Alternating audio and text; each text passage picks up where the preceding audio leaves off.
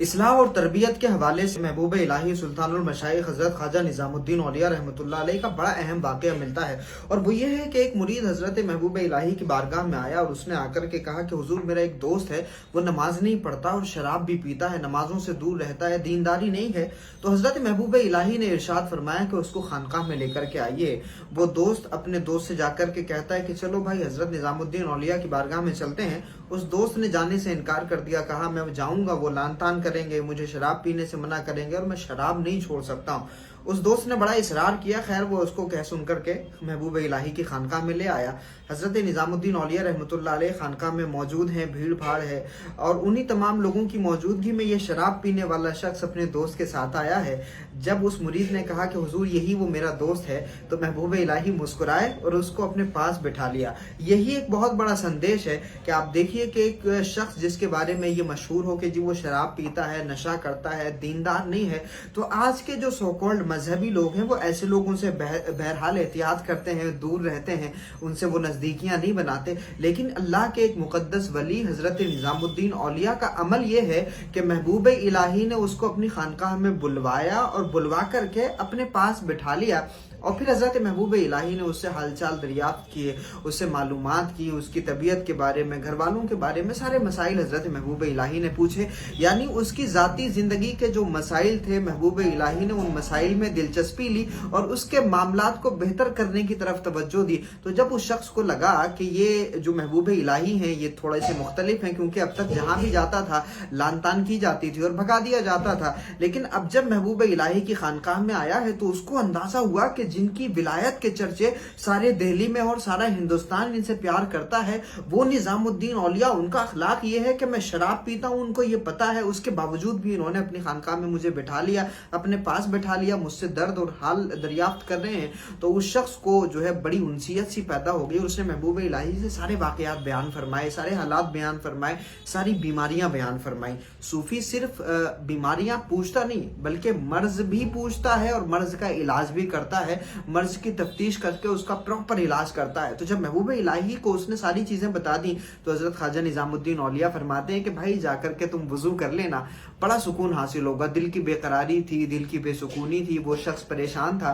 तो उसने सबसे पहले जाकर के यही अमल किया जो हजरत निजामुद्दीन औलिया ने फरमाया था। एक बात तो यह है कि जो जबान अल्लाह की फरमा बरदारी में ही खुलती है, जो जबान सिर्फ अल्लाह की इताअत में बोलती है, उसके बोलने का असर यह होता है कि वो सूरह इखलास अगर मिट्टी के ढेले पर पढ़ दे तो वो मिट्टी का ढेला सोना बन जाता है। दूसरी बात यह है कि जो सूफिया का अंदाज़े तरबियत है, उनका लोगों को सुधारने का, लोगों को समझाने का जो तरीका है वो इतना मुख्तलिफ है और इतना दिलों पर असर करने वाला है कि बंदा चाहे 24 घंटा शराब पीता हो, लेकिन अगर एक सूफी की बारगाह में आ जाए तो उसकी सोहबत भी असर करती है और उनके अल्फाज भी असर करते हैं। तो हुआ ये कि वो शख्स जब घर पे पहुंचा तो सबसे पहले जाकर के यही अमल किया। हम सबको अपने आप को भी तलाश करने की जरूरत है कि जब हम किसी को कोई नसीहत करते हैं तो क्या हमारी बातों को लोग उतना ही सीरियस लेते हैं जितना हजरत निजामुद्दीन औलिया के कहने पर इस शख्स ने सीरियस लिया। जाकर के सबसे पहले यही अमल किया और उसने वुजू किया तो बड़ा इत्मीनान हासिल हुआ, बड़ा सुकून हासिल हुआ। अब अगला दिन जब आया तो उसने अपने दोस्त से कहा कि चलो भाई हजरत निजामुद्दीन औलिया के यहाँ चलते हैं। वो बड़ा हैरान परेशान, कहा भाई कल जब मैं लेके जा रहा था तो तुम खुद मना कर रहे थे, आज खुद से जाने के लिए तैयार हो गए हो। तो वो शख्स कहता है कि भाई पहला वो शख्स है जिसने मुझे भगाया नहीं, लान तान नहीं की।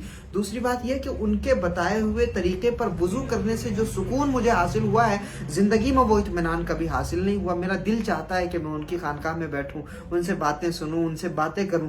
वो शख्स आया, दिल की कैफियत बड़ी हुई थी, महबूब इलाही की बारगाह में आया, फिर हजरत ने हालात दरियाफ्त किए, मालूमात की, उसने सारा हाल बयान किया। फिर ये आने जाने का जो सिलसिला था ना वो शुरू हुआ। अब जब इधर सूफी की बारगाह में आने जाने का सिलसिला शुरू हुआ तो उधर शराब से दूरी शुरू हो गई, क्योंकि हजरत निजामुद्दीन औलिया के यहाँ वो शराब पीकर तो नहीं आ सकता। और उसके दिल में ये भी ख्याल आने लगा कि अगर मैं शराब पी करके महबूब इलाही के यहाँ जाऊंगा, पूछेंगे तो फिर मैं क्या जवाब दूंगा। तो इधर शराब से दूरी पैदा होती गई, अल्लाह के वली से नज़दीकी पैदा हो गई, आना जाना जब शुरू हुआ और बहुत दिन जब गुजर गए तो महबूब इलाही कोई जल्दी में नहीं थे। सूफी इतना नेचर का पाबंद होता है, इतना फितरत का पाबंद होता है, उसको कोई दिलचस्पी इस मामले में नहीं होती कि बंदा जो है बहुत जल्दी जल्दी बड़े बड़े वज़ाइफ करने लगे। बहुत तरतीब से सूफिया तरबियत करते हैं और फिर उसी तरतीब की वजह से जो बंदा उस अमल की दुनिया को आबाद करता है वो साबित कदम रहता है, उसमें इस्तिकामत होती है। तो जब महबूब इलाही की खानकाह में उस शख्स का आना जाना शुरू हुआ तो खुद उस शख्स ने कहा कि हुजूर, आपके बताए हुए तरीके पर वजू करने से जब इतना सुकून मिलता है तो नमाजें पढ़ने से कैसी लज्जत और कैसी कैफियत हासिल होगी। महबूब इलाही ने तवज्जो फरमाई, एक तो सोहबत असर करती है, निगाहें असर करती हैं, रूहानियत असर करती है। महबूब इलाही ने तवज्जो फरमाई तो फिर नतीजा ये हुआ कि वो शख्स जब आया था तो नमाजें तो दूर की बात, वो शराब पिया करता था, लेकिन जब महबूब इलाही की खानकाह में आना जाना शुरू हुआ है तो अब हाल ये हो गया है कि निजामुद्दीन औलिया की नजर ने उसको इसका पाबंद बना दिया है कि वो शख्स 5 वक्त की नमाजों के साथ साथ में तहज्जुद का भी पाबंद हुआ करता था, और तहज्जुद की पाबंदी के साथ में इस दुनिया से वो रुखसत हुआ है। तो सूफी गुनाह से नफरत करता है, गुनाहगार से नफरत नहीं करता। सूफी शराब से नफरत करता है, शराबी से नफरत नहीं करता। इसीलिए शराबी भी अगर इन बुजुर्गों की बारगाहों में आ जाएं तो वो शराब को त्याग करके, शराब को छोड़ करके अल्लाह का रास्ता अपनाते हैं। वो अल्लाह के लिए नमाजें अदा करते हैं, वो अल्लाह की बारगाह में सजदे करके खुदा के नेक बंदों में शामिल हो जाते हैं। इसी अंदाजे तबलीग को और इसी अंदाजे तरबियत को आज के मुआशरे में फैलाने की ज़रूरत है। हम अपने मदारिस में, हम अपने स्कूल्स में, अपने कॉलेजेस में, अपने यूनिवर्सिटीज़ में, अपने घरों में इस तरह की जो अंदाजे तरबियत है उसको फॉलो करेंगे तो इंशाअल्लाह जो हमारे मातहत लोग हैं जिनको हम समझाना चाहते हैं, अल्लाह रब्बुल इज़्ज़त उनके दिलों को हमारी नसीहत के लिए खोल देगा। उम्मीद करता हूँ कि ये चीज़ आपको समझ में आएगी और आप इसको दूसरे के साथ भी शेयर करेंगे। बहुत शुक्रिया। अस्सलाम वालेकुम व रहमतुल्लाहि व बरकातुहू।